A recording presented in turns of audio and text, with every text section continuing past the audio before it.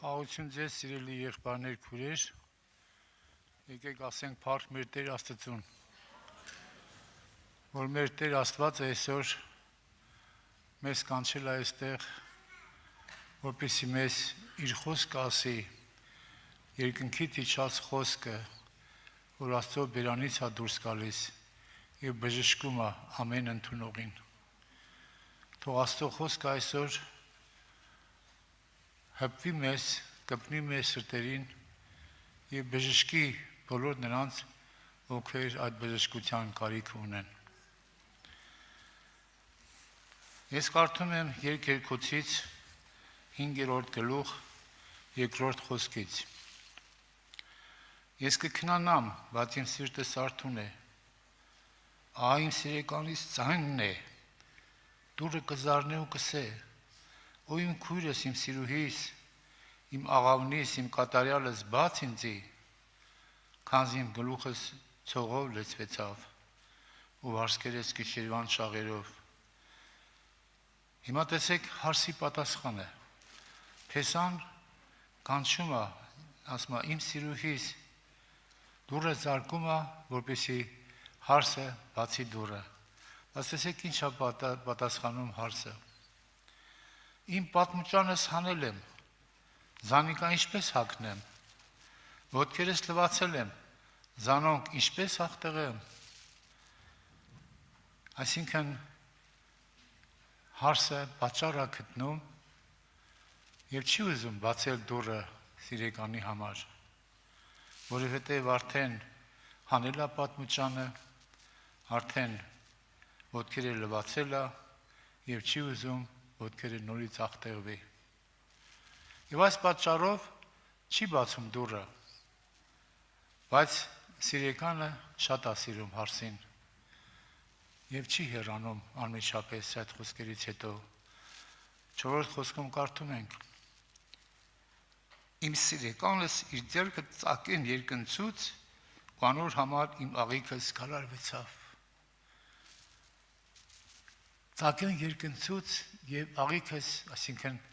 ռուսերեն ասում սիրտս, նրա համար գալարվեցավ, ցաված իմ սիրտս, որ կանչում է նա չի ուզում գալ, բայց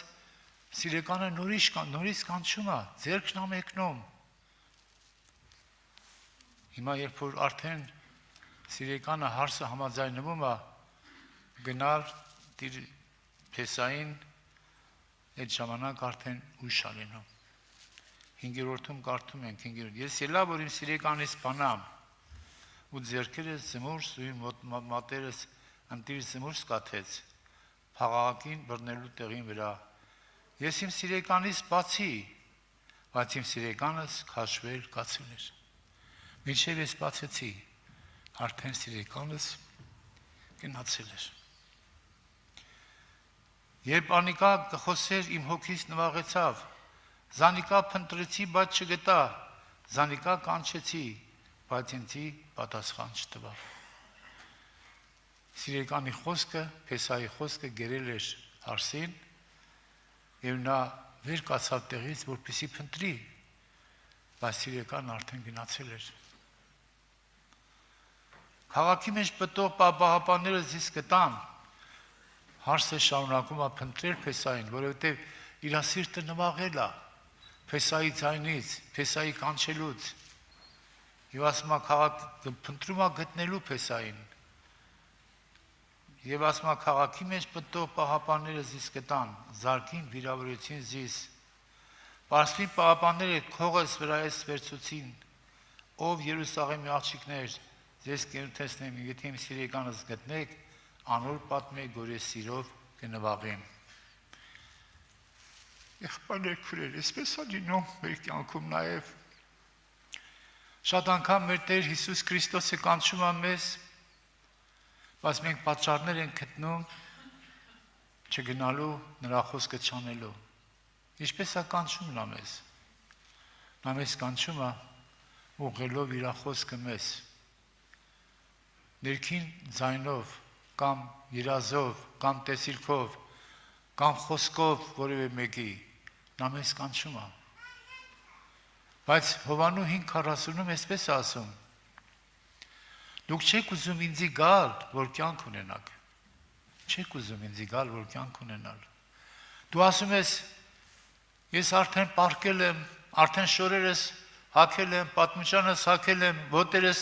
մաքրել եմ, ինչպես աղտոտեմ նորից։ Դու պատճառներ ես բռնում, որպեսզի չգնաս, բայց դու չես հասկանում, թե դու ում ես մերժում։ Դու չես հասկանում, որ դու մերժում ես այս երկինքն ու երկիրը ստեղծող ամենակարող Աստծուն, որ նաև քեզ է կյանք տվել։ Նաև եկել է, որպեսզի քեզ հանի այդ վիճակից, հանի քնած վիճակից, որպեսզի դու արթնանաս և կյանք ունենաս։ Ինչու մարդիկ չեն ուզում գալ։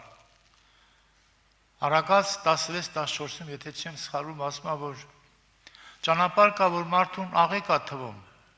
բայց նրա վերջը մահվան ճանապարհ է։ Հիմա եթե եղբայրներ քույրեր, մենք վերցնենք այստեղ պատահական փողոցի մի մարդու կայունացնենք եւ ասենք, ինչ որ ուզում ես, քեզի տալիս ենք, ինչ կուզես դու։ Ես կարծում եմ, որ այդ մարդիկ առաջ երթին փող կուզեն, փառք կուզեն, բայց հարց առաջանում, ինչու։ Որովհետև մտածում են, որ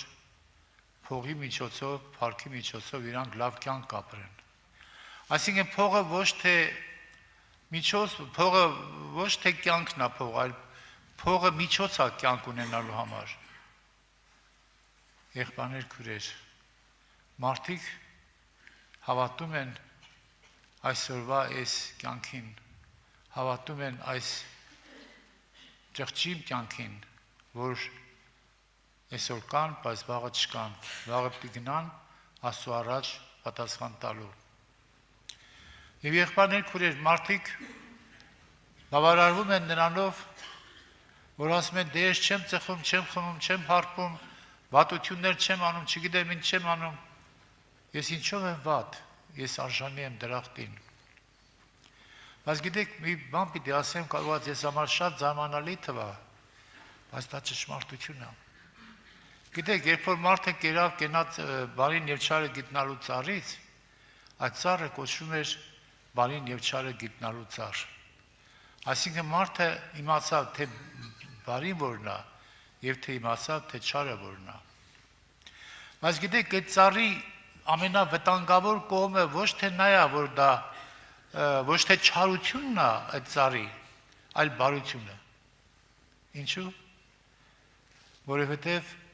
մարդը, երբ որ մի չար գործ է գործում, չարություն անում, ինքը երբեմն փոշմանում է, իր խշմտանքը իրան հանդիմանում է, բայց երբ որ բարի է անում, իր կարծիքով դա բարի անում, ահա մտածում է իմ հարցերս լուծված արդեն, ես արդեն իրավունք ունեմ Տիրոջ մոտ գնալու և խաբվելով բարի գործերից,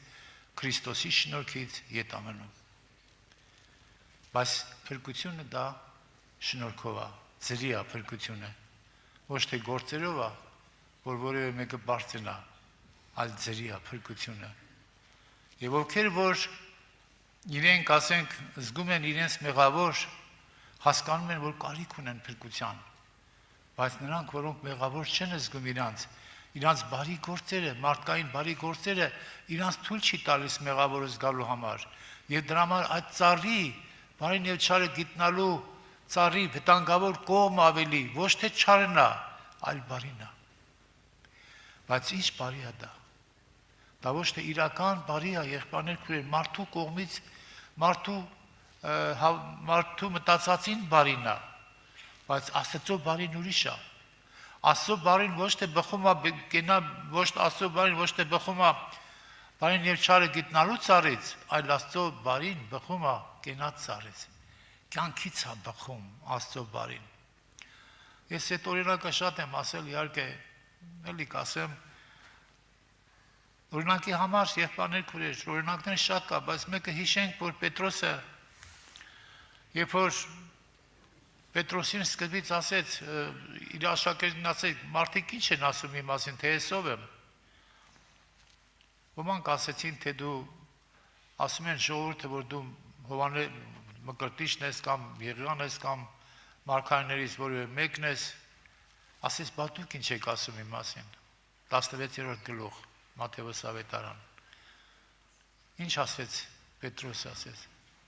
Դու ես Քրիստոսը ճշմարիտ Աստծո որդին։ Եվ ինչ ասեց Հիսուսը, ասեց Իրանի քեզ Սիմոն Հովնանի որդի, մարմինն ու արյունը չէին, որ հայտնեցին քեզ, հապա իմ Հայրս, որ երկնքում է։ Այսինքն այդ հայտնությունը երկնքից առավ Պետրոսը։ Պետրոսը իր բնական մտածելակերպով բանին եւ չարը գիտնալու ծառի չէր կարող այդպիսի հայտնություն ունենալ։ Այդ հայտնությունը երկնքից էր։ Եվ հետո մի քիչ հետո կարդում ենք շարունակության մեջ, որ Հիսուսը երբ որ ասում է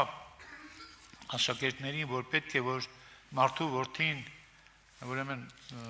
փարիսեցիներից, դպիրներից ուրեմն պետք է մատնվի,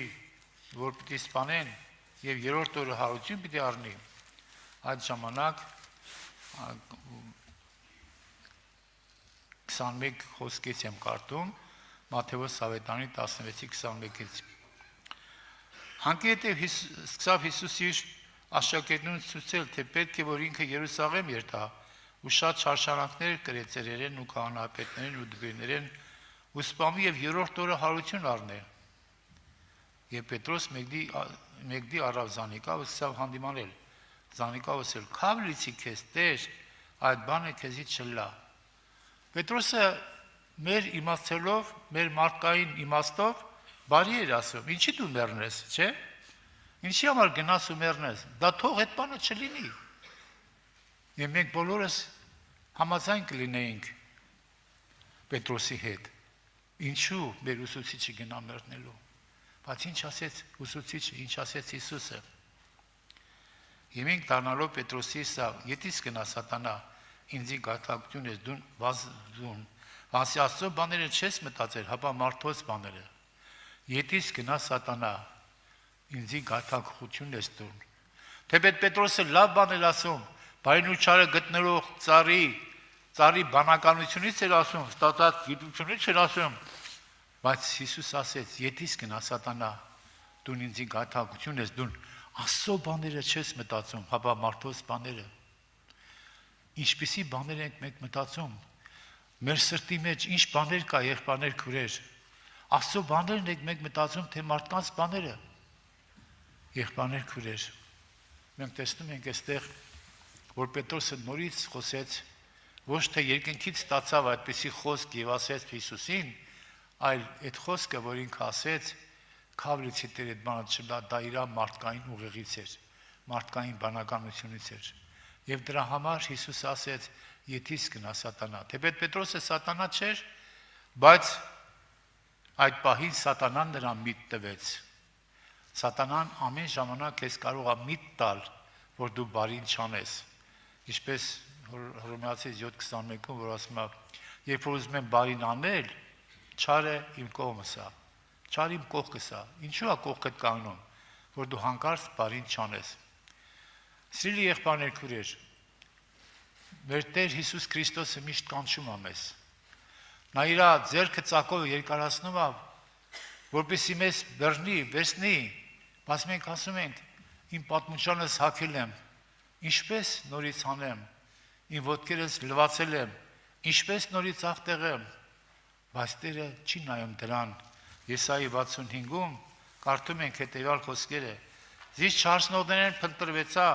զիս չխնդրողներեն գտնվեցա, իմ անունս չկանչող ազգին, ահա ես սի։ Ամեն օր ինձ ձեռքերս երկնցուցի ապստան ժողովրդի մե, որոնք այնպիսի ճամփու մեջ կքարնեն, որ աղեկ չէ, եւ իրենց խորհուրդներուն կդեվեն»։ Իմ զիս չարսնողներուն փնտրվեցա, ովքեր որ ինձ չեն հարսնում, ես նրանց կողմից փնտրվում եմ։ Ինչու է փնտրվում, որտեղ Տերն է փնտրում։ Տերը կանչում է եւ նրանք սկսում են փնտրել։ Ում, ովքեր որ չեն ուզում, ովքեր որ չեն կարիքը չունեն, բայց Տերը շարունակում է եւ ասում է. «Ինձ չխնդրողներեն գտնվեցա, իմ անունս չկանչող ազգին, ահա ես ասացի»։ Ամեն ժամանակ Տերը մեզ ուզում է, որ մենք իրան ճանաչենք, իր խոսքը իմանանք ու իրան ընտրենք, իրան փնտրենք եղբայրներ քուրեր։ Բայց մենք ինչպես հարցն էր ասում, իմ պատմությանս հանել եմ, ինչպես նորից հագնեմ, իմ ոտքերս լվացել եմ, ինչպես նորից աղտեղեմ։ Բայց երբ որ դու այդ բաներին ասում ես ու չես լսում, չես ընդունում կանչը, այդ ժամանակ շատ ես ցավում, սիրտդ նվաղում է, սիրտդ պատռում է անհանգստությունից, փորձում ես գնալ նորից գտնել քո սիրեկանին, փնտրել Տիրոջը, բայց նա արդեն քաշվել գնացել էր։ Եվ այդ ժամանակ դու հանդիպում ես փորձությունների։ Դրա համար ժամանակության մեջ որ ասում է, որ Զանիկա կանչեցի, բայց ինձ պատասխան չտա, քաղաքի մեջ պտտող պահապանները զիս կտամ, զարկին իմ վիրավորեցին զիս, պարսպի պահապանները քողս վրայես վերցուցին։ Այսինքն,